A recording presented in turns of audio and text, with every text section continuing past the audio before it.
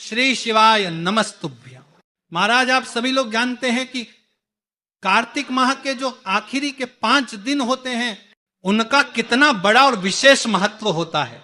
महाराज कार्तिक माह के आखिरी 5 दिनों को हम भीष्म पंचक या पंच भीखु भी कहते हैं।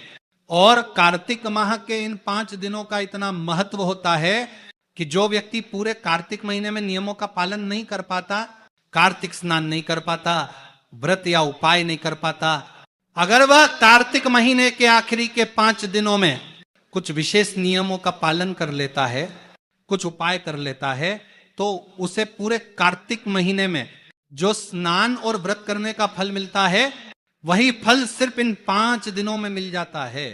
इतना बड़ा महत्व होता है कार्तिक महीने के इन आखिरी 5 दिनों का।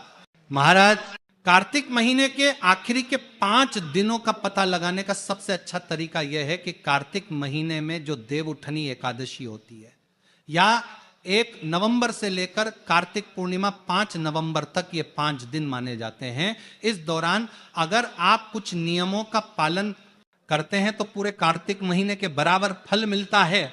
आप जानते हैं कि इन 5 दिनों में क्या करना चाहिए।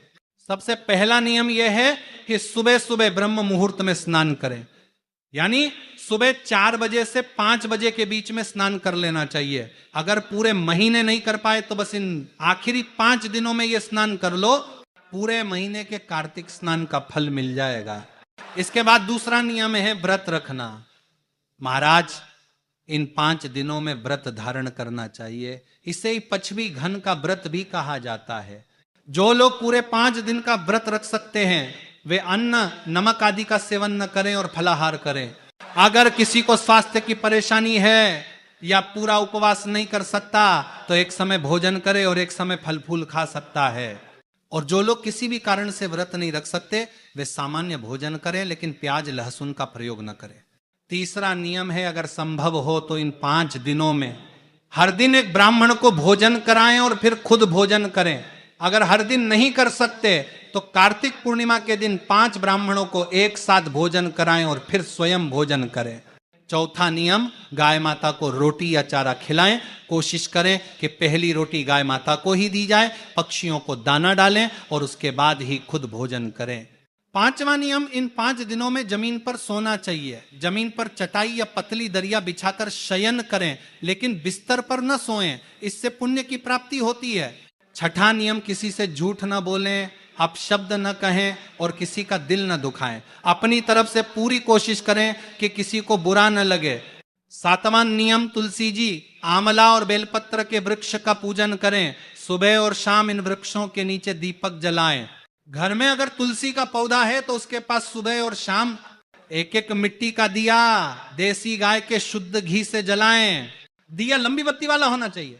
अब महाराज सुनिए एक बहुत ही खास उपाय। इस उपाय को घर की बड़ी माता या बहन को करना चाहिए। आप रोज शिवजी पर जल चढ़ाते होंगे पर इन 5 दिनों में थोड़ा अलग तरीके से जल चढ़ाना है। जिस सुबह शुद्ध होकर घर से 1 लोटा जल भरें, सबसे पहले उस जल में से थोड़ा सा जल आंवले के पेड़ की जड़ में चढ़ाएं, फिर बेलपत्र के पेड़ की जड़ में और फिर पीपल के पेड़ की जड़ में थोड़ा जल अर्पित करें। इसके बाद उसी लोटे को लेकर शिव मंदिर जाएं।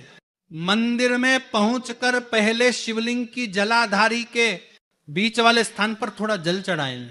ये माता अशोक सुंदरी का स्थान माना जाता है। फिर शिवलिंग के पीछे वाले भाग पर थोड़ा जल अर्पित करें। इसके बाद जलाधारी के चारों ओर थोड़ा सा जल डालें। अब दक्षिण दिशा की ओर खड़े होकर उत्तर दिशा की ओर मुख करें और बचे हुए जल को एक धारा में शिवलिंग पर अर्पित करें। इसके बाद भगवान शिव से अपनी मनोकामना बोलें, प्रार्थना करें और जो भी इच्छा हो वह मांगे। महाराज ये उपाय पूरे 5 दिनों तक सुबह के समय करना है। इससे भगवान शिव, माता पार्वती और माता लक्ष्मी की कृपा पर बनी रहेगी। घर में सुख शांति और समृद्धि बनी रहेगी और पूरे साल किसी तरह की परेशानी नहीं आएगी। अगर आप इन 5 दिनों में इन सभी नियमों और उपायों का पालन कर लेते हैं तो आपको पूरे कार्तिक महीने के बराबर फल मिलता है। भगवान शिव, भगवान विष्णु और माता लक्ष्मी की कृपा आपके घर परिवार पर बनी रहती है। श्री शिवाय नमस्तुभ्यं।